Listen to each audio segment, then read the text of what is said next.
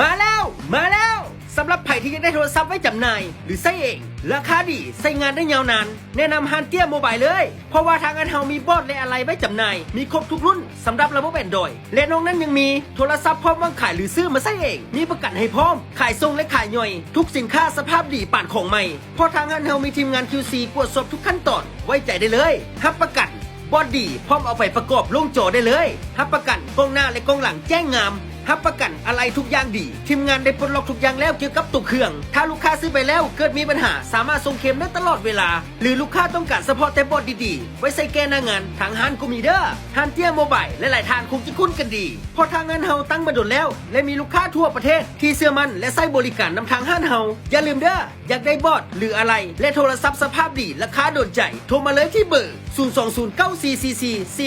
02094444856 02094444856ฮันเตี้ยโมบายตั้งอยู่บ้านโนนไหวเมืองไซเซฐานนครหลวงเวียงจันทร์